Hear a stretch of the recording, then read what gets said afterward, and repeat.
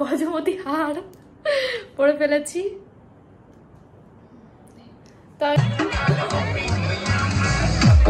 Hello everyone, welcome back to my channel. তো তোমরা সকলে কেমন আছো? আশা করছি খুব ভালো আছো। আমিও কিন্তু অনেক অনেক ভালো আছি। তো আজকে কিন্তু আমার একটা দাদার বিয়ে, তো সেখানেই কিন্তু যাব রাত্রেবেলা বরযাত্রী।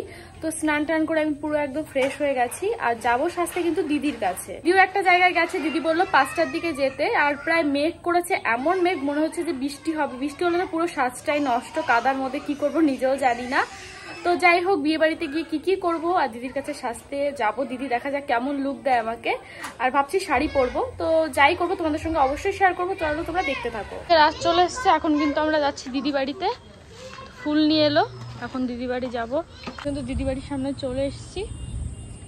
এই যে ফুল, আজকের ফুলগুলো খুব সুন্দর হয়েছে।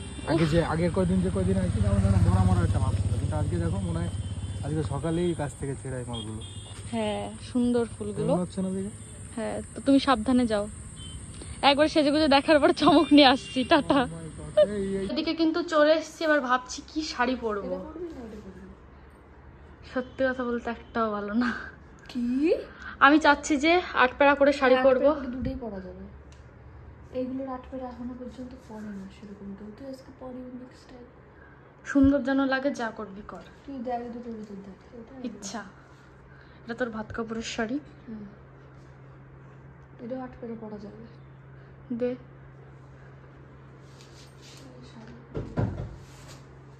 এদিকে কিন্তু এখন আমি শাড়ি পরছি, প্রায় পরা হয়ে গেছে, দিদি পরিয়ে দিচ্ছে। চলো এবার দেখা যাক মেকআপ কেমন করি। কত দূর থেকে সাজার জন্য চলে এসেছি, 10 মিনিটের রাস্তা। ঠিক আছে। এটা হচ্ছে আমার দিদির ভাত কাপড়ের শাড়ি। তো এদিকে কিন্তু আমার শাড়ি পরার ডান। কেমন লাগছে জানিও। শুধু বেল্টটা ম্যাচ হচ্ছে না, এবার আপাতত বেল্ট পাচ্ছি না, তাই আপাতত এটাই পরেছি।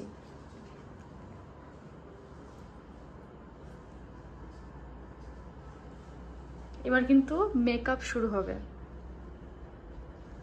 কিন্তু আমার বুড়োটা তোলা ছিল না, যাই হোক দিদি একটু সাইজ করে দিয়েছে বুড়োটা। আর এবার কিন্তু মেকআপ শুরু হবে।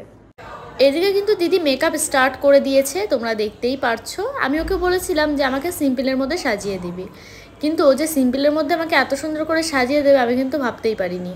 ও আমাকে বলছিল একটু ঠিক করে বস, তাহলে ওর ভালো হবে।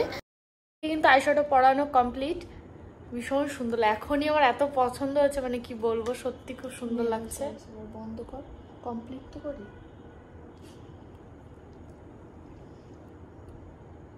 কিন্তু আমার মুখের মেকআপ পুরো ডান। এবার কিন্তু আমি চুলটা বাঁধবো। তো চলো এবার দেখা যাক হেয়ার স্টাইল আমি কেমন করি। বলেছি একদম সিম্পল রাখতে, তাহলে বেশি ভালো লাগবে। আর গয়নাগাটিও কি পরবো এখনো জানি না। এবার এখন বাজে 7টা 15, এবার বেরোনোর কথা 7:30টায়। এখান থেকে বাড়ি যাব, কখন যাব আমি কিচ্ছু জানি না। এবার দেখা যাক কি হয়। এদিকে দিদি কিন্তু সিম্পলের মধ্যে খুব সুন্দর একটা হেয়ার স্টাইল করে দিচ্ছে, আমার তো ভীষণ পছন্দ হয়েছিল। আর আমি দিদিকে বেশি প্রেশার দিইনি, বলেছিলাম তো যেমন ভালো লাগে তুই তেমনই আমাকে করে দে, আমি তোকে প্রেশার দিচ্ছি না। কারণ তোমরা তো সকলেই জানো আমি মাসি হতে চলেছি, এই মুহূর্তে ওকে কী করে প্রেশার দিই বলো। কিন্তু আমি ফুল অ্যান্ড ফাইনাল রেডি। আমার দিদি আমাকে পিঠে সানস্ক্রিন মেখে দিচ্ছে রাত্রেবেলা। তো আমি সত্যি কথা বলতে সিম্পলি সাজতে চেয়েছিলাম, আমাকে সিম্পলি সাজিয়ে দিয়েছে। গজমতি হার পরে ফেলেছি। তো আমি ফুল অ্যান্ড ফাইনাল, আমার এখন হচ্ছে না। আমি ফুল অ্যান্ড ফাইনাল রেডি। আজকের লুক। কিন্তু এখন আমি বাড়িতে যাব, তো চলো একবার বাড়িতে গিয়ে তোমাদের সঙ্গে দেখা হচ্ছে। সবাই ওদিকে কি করছে, আই থিঙ্ক আমাকে থুয়ে চলে যাবে। তো চলো দেখা যাক। এদিকে বাড়িতে এসে দেখি আমার বোন তো পুরো রেডি হয়ে পুরো রাস্তার সামনে দাঁড়িয়ে আছে। আর আমার বোনের সঙ্গে কিন্তু ভীষণ বড় একটা অ্যাক্সিডেন্ট হয়ে গেছে। ও আগের দিন বুঝতে পারিনি ওর মুখে কীভাবে যেন তেল ছিটিয়ে এসে পুরো মুখটা একদম পুড়ে গেছে। মানে কি বলবো, মানে না দেখলে তোমার বিশ্বাস করতে পারবে না, এতটাই বাজে লাগছে। ভাগ্যিস বড় কিছু হয়নি, তবুও যতটুকু হয়েছে অনেকটাই ক্ষতি হয়েছে ওর।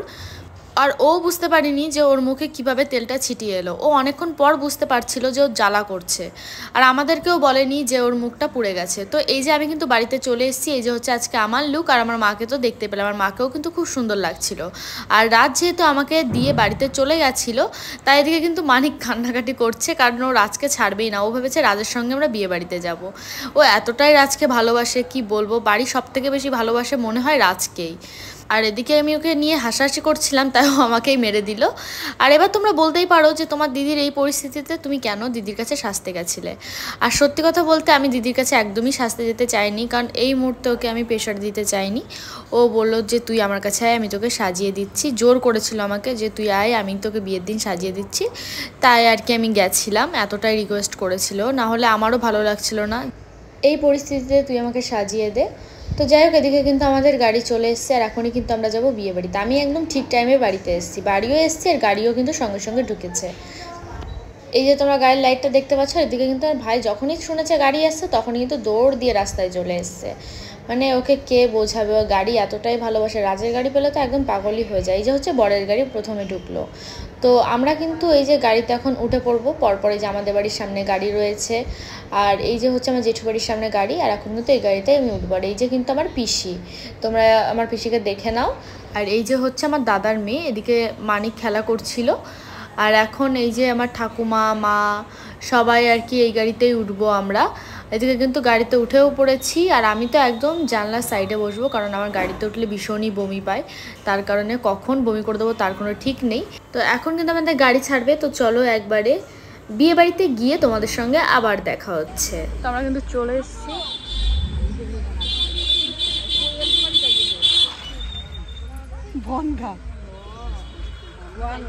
কি বাস বাস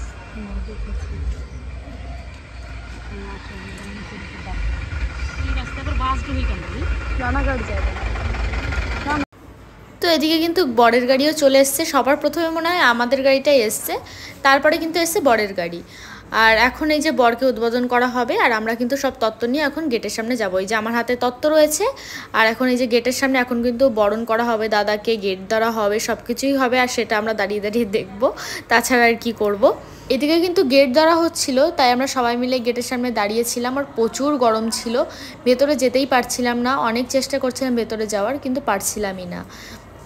তো তারপরে কি করবো, ওই গেট ধরাই দেখছিলাম। তো যাই হোক, অবশেষে গেট ধরার পর্ব শেষ হয়ে আমরা কিন্তু ভেতরে চলে এসেছি। এই যে কিন্তু আজকে আমাদের নতুন বৌদি, খুব সুন্দর দেখতে কিন্তু। এদিকে ফটোশ্যুট করলাম আমি একটু, তারপরে এখন কিন্তু বেরিয়ে যাবার প্রচুর ভিড় হয়ে গেছে। আর এখানে আমার ভাই দেখো নাচানাচি করছে, আর এদিকে কিন্তু আমাদের টিফিনও দিয়ে দিয়েছে। আর মা এখানে টিফিন খাচ্ছিল, আর যে আমার মিষ্টি ভালো লাগে না, তাই মাকে বললাম আমারটা তুমি রেখে দাও। এদিকে আমাদের একটু কোল্ড ড্রিঙ্কসও দিয়ে দিয়েছিল, সেটাও কিন্তু খাচ্ছিলাম। আর এদিকে আমার ভাই দেখো নিজেরটাও খাচ্ছে আর বোনেরটাও খাচ্ছে। আর লগ্ন কিন্তু বেশি রাত্রেবেলা ছিল না, আমরা আসার কিছুক্ষণ পরে, প্রায় 10 থেকে 15 মিনিট পরেই কিন্তু বিয়ে শুরু হয়ে গেছে। এদিকে কিন্তু বিয়ে শুরুও হয়ে গেছে, তোমরা দেখতে পাচ্ছ। এদিকে কিন্তু বৌদি চলে এসছে, আর এদিকে কিন্তু বিয়ে হচ্ছে। আর বিয়ে দেখতে কিন্তু আমার ভীষণই ভালো লাগে। যতক্ষণ বিয়ে হবে আমি কিন্তু দাঁড়িয়ে দাঁড়িয়ে সে বিয়েটাই দেখি, কেন জানি না, আমার এতটাই ভালো লাগে। কিন্তু আফসোস আমি আমার দিদির বিয়েটাই দেখতে পেরেছিলাম না। আমি খেতে গেছিলাম, এসে দেখি আমার দিদিকে সিঁদুর পরিয়ে দিয়েছে। তো ওদিকে তো বিয়ে হচ্ছে, আর এদিকে কিন্তু সকলে মিলে আমরা চলে এসেছি ডান্স করতে। আর বিয়ে বাড়িতে গিয়ে ডান্স করবো না, এটা একদমই ভালো লাগে না। প্রথমে কিন্তু ডান্স করতে পারছিলাম না, তারপরে বোনকে আমার ফোনটা দিলাম যে ফোনটা রাখ। এদিকে বোনও ক্যামেরা করছিল, এদিকে বৌদিরা সবাই মিলে নাচছিলো। এবার কিন্তু আমি আমার বান্ধবীর সঙ্গে নাচছি। এটা কিন্তু আমার বান্ধবী, কিন্তু বয়স আমার থেকে ছোট, কিন্তু সবাই আমার বান্ধবী। তো এদিকে দেখতে পাচ্ছ আমরা সকলে মিলে মানে নাচ করছিলাম। এবার দেখি বলো তো কী গান চলছে, দেখি কে কে বলতে পারো যে কী গানে আমরা ডান্স করছি। আশা করি আমার স্টেপ দেখে তোমরা আশা করি বুঝতে পারবে যে আমি কী গানে ডান্স করছিলাম।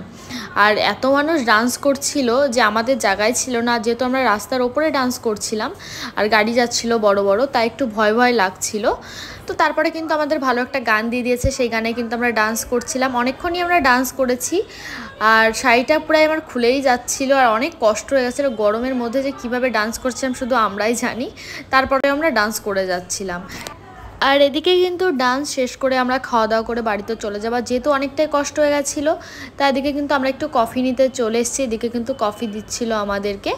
তো তারপরে কিন্তু এদিকে দেখলাম যে বিয়ে প্রায় শেষের দিকে, তারপরে মাকে বললাম চলো মা আমরা খাওয়া দাওয়া করি, খাওয়া দাওয়া করে বাড়িতে চলে যাই, কারণ বিয়ে তো প্রায় শেষের দিকেই। এখন কিন্তু দাদা বৌদিকে নিয়ে চলে যাবে বাড়িতে, তাই আমাদের আগে যাওয়াই ভালো। আর অনেকটাই রাত হয়ে গেছিলো, প্রায় 12:30 বেজে গেছিলো। তো এখন কিন্তু আমরা খাওয়া দাওয়া করতে যাব। তো তারপরে দেখলাম যে বিয়ে শেষ হয়ে গেছে এখানে, তাই কিছু ফটোও তুলে নিলাম। আর এখন কিন্তু আমরা চলে এসেছি খাওয়ার ওখানে। দেখি যে আমার মার ভাইয়ের কিন্তু খাওয়া হয়ে গেছে, শুধু বাকি রয়েছি আমি আর আমার বোন।